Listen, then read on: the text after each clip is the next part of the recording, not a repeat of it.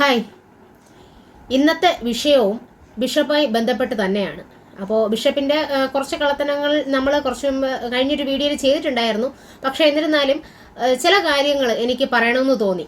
ഇപ്പോൾ മുൻപ് പറഞ്ഞതും അല്ലെങ്കിൽ ഇപ്പോൾ പറയുന്നതായിട്ടുള്ള കാര്യങ്ങൾ ഞാൻ പഴയ കുറച്ച് വീഡിയോസൊക്കെ കണ്ടു നോക്കിയപ്പോഴാണ് മുമ്പ് ബിഷപ്പ് പറഞ്ഞിരുന്നത് ഇയാളുടെ സ്ഥലം അത് അയാൾ ഇഷ്ടദാനമായിട്ട് കൊടുത്തതാണ്. ഇഷ്ടദാനമായിട്ട് 15 വർഷത്തേക്ക്, കാരണം റിതപ്പൻ എന്ന് പറയുന്ന പയ്യന് 18 വയസ്സ് തികഞ്ഞാലേ ആ വസ്തു എന്തെങ്കിലും ചെയ്യാനായിട്ട് സാധിക്കത്തുള്ളൂ. അപ്പോൾ അങ്ങേര് ഇഷ്ടദാനമായിട്ട് കൊടുത്തതാണ് രണ്ടുപേർക്കും. അത് രേണുസുതിക്കോ രേണുസുതിയുടെ അച്ഛൻ്റെ ബന്ധുക്കൾക്കോ ഒന്നുമല്ല. അത് കൊടുത്തിട്ടുള്ളത് സുധിയുടെ 2 മക്കൾക്ക് അവകാശമായിട്ടാണ് അത് കൊടുത്തിട്ടുള്ളത്.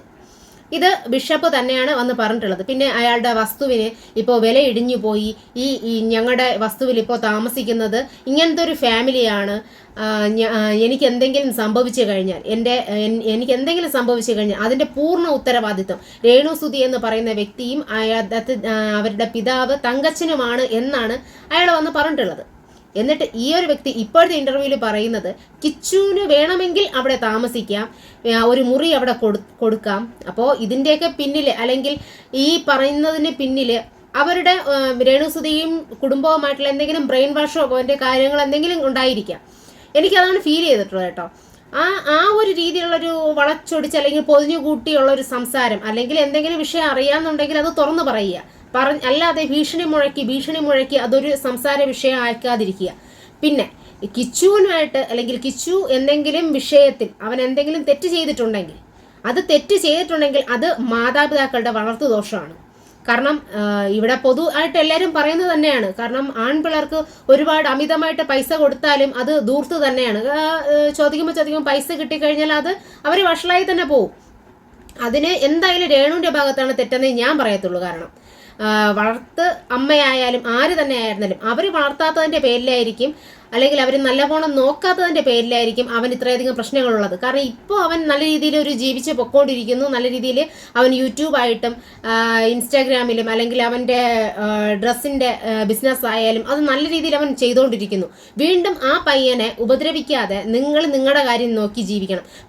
ഇത് ഒക്കെയും പറയുന്നത് നിങ്ങൾ ആ വസ്തു അല്ലെങ്കിൽ ആ ഒരു വീട് ഇവന് കൊടുക്കാതിരിക്കും. കിച്ചു എന്ന് പറയുന്നില്ല, രാഹുൽ ദാസിന് കൊടുക്കാതിരിക്കാൻ വേണ്ടി തന്നെയാണ് ഈ ഒരു കാര്യങ്ങളൊക്കെയും ചെയ്യുന്നതെന്ന് മനസ്സിലാകുന്നുണ്ട്.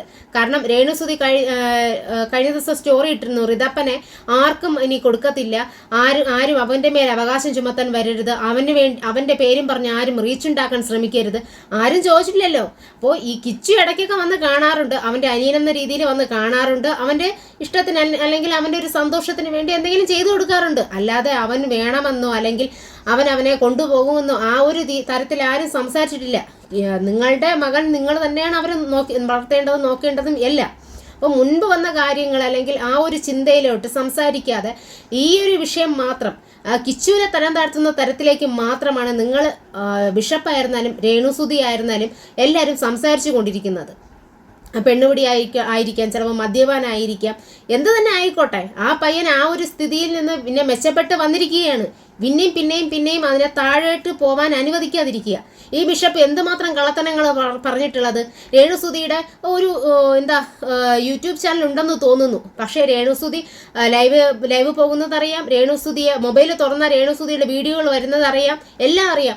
സുധിയേട്ടാ ഞാൻ വന്നു എന്ന് ബിഗ് ബോസിൽ പറഞ്ഞതും അവിടെ പറഞ്ഞ കള്ളത്തനങ്ങൾ എന്തൊക്കെയാ? അവർ ഏവിയേഷൻ പഠിച്ചെന്ന് പറഞ്ഞു, DCA പഠിച്ചെന്ന് പറഞ്ഞു, പിന്നെ ഏതോ ഒരു കോഴ്സ് കൂടെ പറയുന്നുണ്ട്.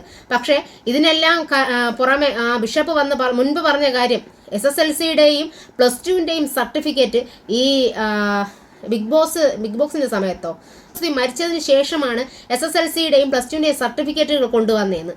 ഈ പറയുന്നതെല്ലാം കള്ളത്തനാണെന്ന രീതിക്ക് ബിഷപ്പ് തന്നെയാണ് വന്ന് പറഞ്ഞിട്ടുള്ളത്. പിന്നെ രേണുസുതിയായിട്ട് വിഷയങ്ങളൊന്നുമില്ല, ഒരു പ്രശ്നവുമില്ല എന്ന് പറഞ്ഞ് തമ്മിൽ നിങ്ങൾ തന്നെയാണ് അങ്ങോട്ടും ഇങ്ങോട്ടും വാക്ക് തർക്കങ്ങൾ, അല്ലെങ്കിൽ ഒരാൾ സോഷ്യൽ മീഡിയയിൽ വന്നിരുന്ന് പറയുക, അല്ലെങ്കിൽ ഇപ്പുറത്തെ ആൾ സോഷ്യൽ മീഡിയയിൽ വന്നിരുന്ന് പറയുക. ഇപ്പോൾ ബിഷപ്പ് നല്ലവനായോ? അല്ലെങ്കിൽ അയ്യോ സോഷ്യൽ മീഡിയയിൽ പറയുന്നത് വെച്ചിട്ട് ഒരാളുടെ കുടുംബ പ്രശ്നങ്ങൾ എന്തിനാണ് എടുത്തിടുന്നത് എന്ന രീതിക്കാണ് ചോദിക്കുന്നത്. കുടുംബ പ്രശ്നങ്ങളായിട്ട് പറഞ്ഞു തീർക്കാമെങ്കിൽ രേണുസുതിക്കും അങ്ങനെ തന്നെ ചെയ്യാമായിരുന്നു. രേണുസുതി ആദ്യം മകൻ വന്നില്ല എന്ന് പറഞ്ഞ് പബ്ലിക്കായിട്ടാണ് വന്ന് പറഞ്ഞത്. അപ്പോൾ അവനും മറുപടി പബ്ലിക്കായിട്ട് കൊടുത്തു. ഈ എല്ലാത്തിനും കുറ്റം കണ്ടുപിടിക്കാതിരിക്കാനായിട്ട് ശ്രമിക്കുക. ബിഷപ്പ് ഒരു ദൈവിക പുരുഷനാണെങ്കിൽ, നിങ്ങൾ ഒരു ദൈവത്തിൻ്റെ അല്ലെങ്കിൽ പ്രാർത്ഥനയും മറ്റു കാര്യങ്ങളിലൂടെ കടന്നു പോകുന്ന ഒരു വ്യക്തിയാണെങ്കിൽ ഈ പരസ്പര വിരുദ്ധമായിട്ട് ഇങ്ങനെ സംസാരിക്കാതിരിക്കുക. ഒരിക്കൽ പറഞ്ഞ കാര്യം വീണ്ടും മാറ്റിയും തിരിച്ചും പറഞ്ഞ് ഇങ്ങനെ ആളുകളെ പറ്റിക്കുന്ന തരത്തിലേക്ക് നിൽക്കാതിരിക്കുക. അത് ഒരു പുരോഹിതന് ചേർന്ന പണിയേ അല്ല. നിങ്ങൾ തന്നെ സ്വയം ഒന്ന് ചിന്തിച്ച് നോക്കുക. അല്ലെങ്കിൽ ഈ വീഡിയോസൊക്കെ ഇതിൽ തന്നെ യൂട്യൂബിലും അല്ലെങ്കിൽ ഓരോ ലിങ്കുകളും നിങ്ങൾക്ക് തന്നെ കാണാൻ സാധിക്കും. നിങ്ങൾ പറഞ്ഞു വെച്ചിട്ടുള്ള കാര്യങ്ങളാണ് ഇതൊക്കെയും.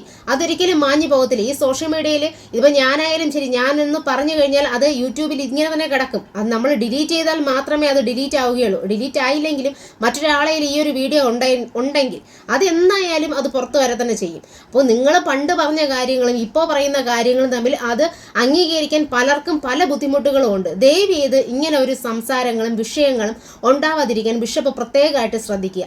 പിന്നെ ആ ഒരു കിച്ചു എന്ന് പറയുന്ന ഒരു പയ്യന് വീട് കൊടുക്കാതിരിക്കാൻ വേണ്ടിയാണ് ഈ കളിക്കുന്നതെന്ന് കൃത്യമായിട്ട് അറിയാം.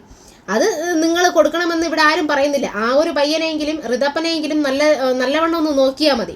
പിന്നെ രേണുസുതിക്ക് നിങ്ങൾ പ്രാർത്ഥിക്കുന്നുണ്ട്, അത് തിരിച്ചു വരാൻ വേണ്ടി നിങ്ങൾ എല്ലാ കാര്യങ്ങളും സഹായങ്ങളും ചെയ്യുക. അതൊക്കെ നല്ല കാര്യം തന്നെയാണ്. നിങ്ങൾ ക്ഷമയും അല്ലെങ്കിൽ ആ ഒരു കാര്യമൊക്കെയും ഒരു പുരോഹിതന് വേണ്ടത് തന്നെയാണ്. അതുപോലൊരു ക്ഷമയും സൗമ്യതയും കിച്ചു എന്ന് പറയുന്ന പയ്യനോട് നിങ്ങൾക്കുണ്ടാവണം.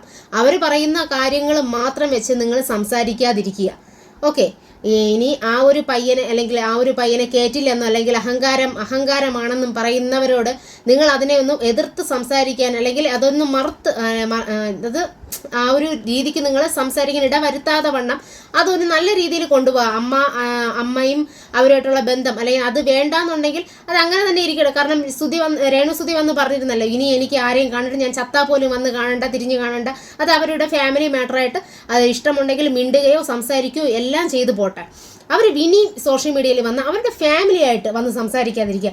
ഇന്നൊരു വീഡിയോ കണ്ടിരുന്നു, കീമോ കുട്ട നീ എന്താണ് കുട്ട, നീ എന്താ എന്നെ വിഷമിച്ചിരിക്കുന്നത് കീമോ ചെയ്യുമ്പോഴത്തേക്കും. അതൊരു വൃത്തികെട്ടൊരു സംസാരം. ഒരുമാതിരി എന്താ പറയുകയെന്ന് തന്നെ അറിയില്ല. കീമോ കുട്ടൻ എൻ്റെ മുടിയെല്ലാം പൊഴിച്ച് കളയുകയാണ്, അങ്ങനെയാണ് ഇങ്ങനെയാണ്. നിങ്ങൾക്ക് മാന്യമായിട്ട് സംസാരിക്കാൻ നിങ്ങൾക്ക് പറ്റുമല്ലോ. അത് ആ ഒരു സംസാര രീതി പോരെ രേണുസുതി? ഒരുമാതിരി വൃത്തികെട്ട ഒരു സംസാര രീതിയിലേക്ക് നിങ്ങൾ കൊണ്ടുവന്ന് എത്തിക്കരുത്. നിങ്ങളുടെ വീഡിയോസ് അല്ലെങ്കിൽ നിങ്ങളുടെ എന്തെങ്കിലും ഇഷ്ടപ്പെട്ടില്ലെങ്കിൽ അവിടുത്തെ വിശേഷങ്ങൾ എന്തെങ്കിലും പങ്കുവെച്ചാൽ അത് കാണാനായിട്ട് അല്ലെങ്കിൽ ഇഷ്ടപ്പെടാത്ത വ്യക്തികൾ പോലും ഇപ്പോൾ കാണാമെന്ന് പറഞ്ഞ് ഒരുപാട് പേര് പറയുന്നുണ്ട്. കാരണം നിങ്ങൾക്ക് ആ ഒരു വ്യൂ കിട്ടുന്നെങ്കിൽ അത് കിട്ടിക്കോട്ടെ എന്ന രീതിക്ക് കണ്ടുവെക്കുന്നവരുണ്ട്.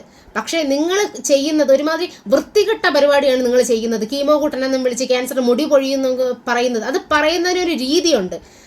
എൻ്റെ അച്ഛന് ക്യാൻസർ വന്നാണ് മരിച്ചതെന്ന് ഞാൻ മുൻപും പറഞ്ഞിട്ടുണ്ട്. പക്ഷേ നിങ്ങൾ പറയുന്നത് കുറച്ചുകൂടെ ഒരു നല്ല രീതിക്ക് ഒന്ന് പ്രസൻറ്റ് ചെയ്താൽ കുറച്ചുകൂടെ ആൾക്കാർ നിങ്ങളൊന്ന് സപ്പോർട്ട് ചെയ്യും. നിങ്ങൾക്ക് വരുന്ന കമൻസുകൾ നോക്കിയിട്ട് പോലും നിങ്ങൾ എന്തുകൊണ്ടാണ് ഇതൊരു തിരുന്തൽ വരാത്തത് അല്ലെങ്കിൽ തിരുത്തി വരാത്തത് എന്താണ്? ഈ ബാഡ് കമൻസുകൾ വരുന്നത് ഇപ്പോഴും പോലും നിങ്ങൾ അതിനെ സ്ക്രീൻഷോട്ട് എടുത്ത് അങ്ങ് സ്റ്റോറി ഇടുകയാണ്. എന്തിനാണ് ഇങ്ങനെ ചെയ്യുന്നത്? ഇത് നിർത്തൂ, ഇനിയെങ്കിലും ഒന്ന് നിർത്തൂ.